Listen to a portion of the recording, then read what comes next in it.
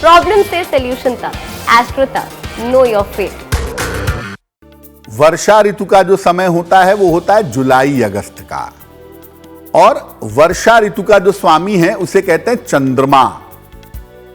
अब चंद्रमा की ऋतु और चंद्रमा मनसो जायतः, चंद्रमा मन का मालिक। तो जुलाई अगस्त में जो लोग जन्म लेते हैं वर्षा ऋतु में, आमतौर पर भयंकर इमोशनल होते हैं, बहुत ज्यादा, और वो इमोशनल एग्रेसिव भी होता है और वो इमोशन डिप्रेसिव भी होता है।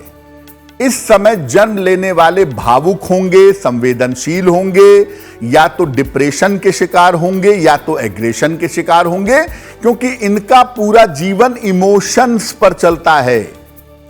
जुलाई अगस्त में वर्षा ऋतु में जिन बच्चों का जन्म होता है वो बहुत जल्दी जल्दी बचपन में बीमार भी पड़ते हैं, यह भी देखा गया है।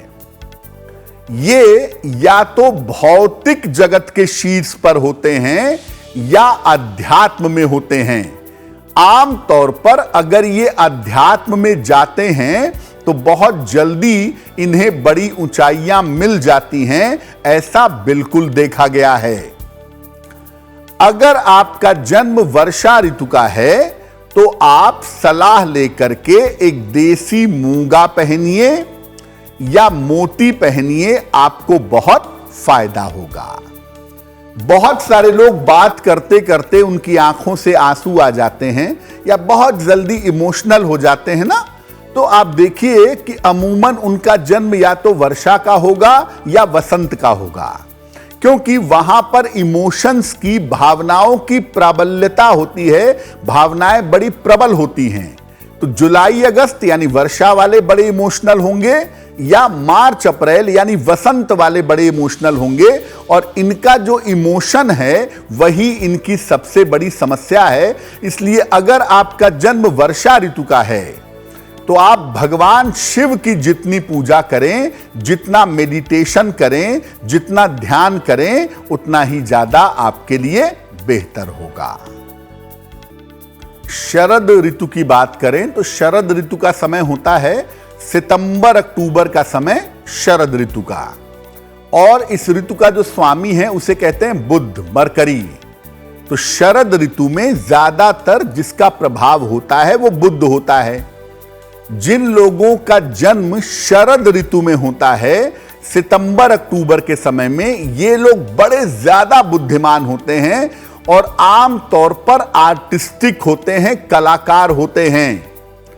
कभी कभी बड़े अच्छे लेखक बनते हैं, बहुत अच्छा लिखते हैं और बहुत अच्छा प्रेजेंटेशन करते हैं, बहुत अच्छा बोलते हैं, बहुत अच्छी तरह से अपनी बात को रखते हैं।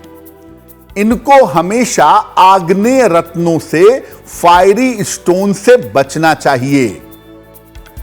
पन्ना अगर ये पहने तो इनके लिए विशेष लाभकारी होता है, क्योंकि बुध की ऋतु का आपका जन्म है, और अगर बुध वाले पार्ट को मजबूत किया जाए तो जो आपकी क्षमता है, जो आपकी काबिलियत है, वो निश्चित रूप से बाहर निकल करके सामने आएगी।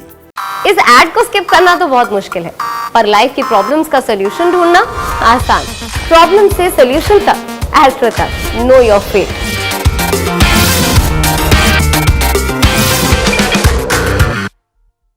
अब होता क्या है कि शरद ऋतु वाले जो होते हैं वो अक्सर ये समझ नहीं पाते कि मैं जाऊं किस तरफ, क्योंकि टैलेंट ज्यादा होता है।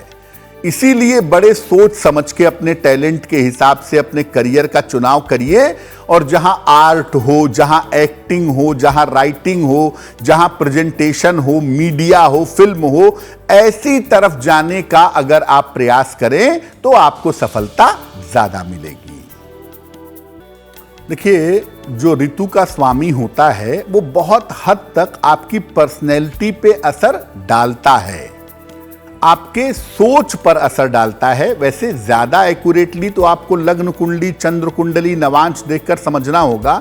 जैसे मान लिया किसी का जन्म वसंत ऋतु का है, किसी का जन्म मार्च अप्रैल का है, तो आप उसकी कुंडली देखिए और उस समय जरूर देखिए कि शुक्र की पोजीशन क्या है। अगर शुक्र की पोजीशन बढ़िया है तो वसंत ऋतु के जितने फायदे हो सकते हैं, उस ऋतु की जितनी क्वालिटीज हो सकती हैं, वो सब उस आदमी के अंदर आ जाएंगी।